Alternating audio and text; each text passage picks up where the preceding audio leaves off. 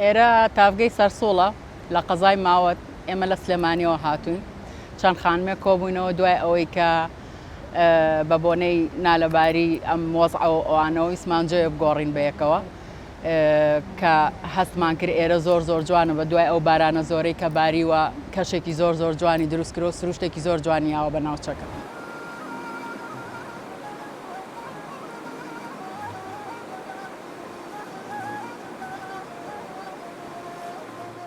هیچ ساڵێک بە وێنەی ئەم ساڵ جوانی ئێرە ئاوا یعنی جوانەکەی ئەم بەم ڕادەیە نەبووە. ئێمە هەموو ساڵێک هاتوین بەهۆی شاخەوانیەوە یان بۆ پیادەڕەوی هاتوون وەکو خانمەکان بە حکومەوەی کە من گروپم هەیە، بەڵام هیچ ساڵێک وەکو ئەم ساڵ جوانی نەبووە بە بۆنەی ئەو بارانە زۆرەی کە ئەم ساڵ باریوە.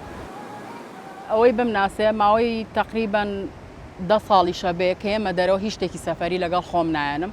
حەزەکەم بەو کللتورە کۆنەی کە هەمانە بە ڕەسەنایەتە کوردەکەی کە خۆمان هەمان بووە لە کۆنا هەر بەوانە ئەهێنم، هەر قاپی پلاستیکیان فافۆن و ئەو شتانەی کە پێشووتر ئێمە نەنک و دایک و ئەوانەمان بەکارمان هێناوە ویم لەبەرەوەی یەک هەم لە ڕووی تەندروستیەوە باشترە، دووش لە ڕووی ژینگەوە کە پاژماوەیەک بەجێ نایاڵین بەڕاستی. ئەوە سوودیشی زۆر زۆرە بۆ یعنی بۆ هەموو لایەنێک. خۆزگە ئێستا هەموو کەسێکەیەتە سەیران وازی لەو شتە سەفەریانە بێنایە. بەڕاستی ئەمە ئەچینە هەنێ شوێن ئەبینین هەمووی بە بۆنەی ئەو پاژماوەی کە لە دوای ئەوەی کە سەیران ئەڕۆنەوە شێوازێکی زۆر ناشرینیاوە بەو شوێنە. بەس ئەگەر بگەڕێنەوە بۆ کللتورە کۆنەکە ببینین ئەوسا ئێمە هەر ئاوە ئەهاتین بۆ سەیران و بەشتی خۆمان ئەهاتین و ئەمان بردەوە هیچ پاشماوەیەکمان لە دوای بەجێ نامە.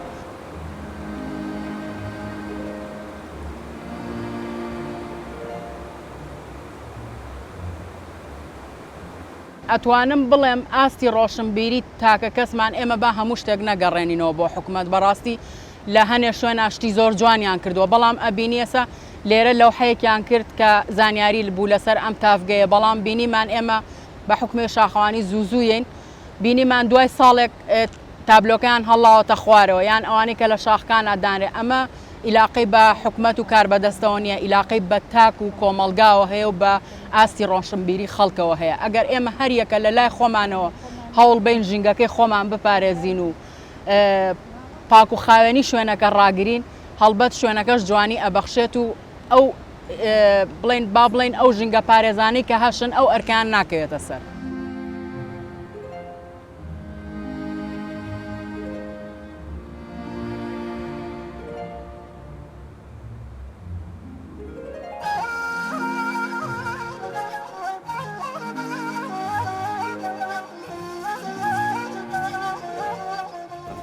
ئێمە لە سلێمانیەوە هاتوین تقریباً 45 دقەیەک بە ڕێگاوە بووین.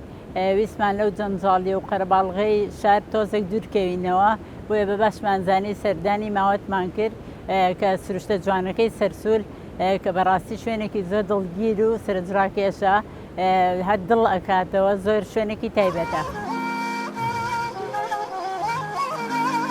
ناو شار دڵگیر نییە بەڕاستی وەک زم وایە، بەڵام ئەگەر دێ دەست و دەر دڵت دەکرێتەوە لێرە تێگەشتی. لێرە ئێرە مەزەیەکی خۆشی هەیە، دڵت پێی دەکرێتەوە، جەوێکی خۆشی هەیە.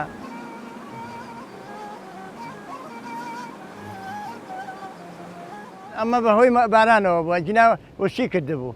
ئەو بەڕاستی وەکو وشکە ساوی عەرز هەموو وشک بووبەوە، ئەو نەبوو. بەڵام سوپاس بۆ ئەو خوای گەورەیە ئەم نیحمەتەی پێداین ئەوەندەی کە خەڵک دڵی کرایەوە هات بۆ دەست و دەر ئاو کانیاوەکان هەموو ژیاونەوە.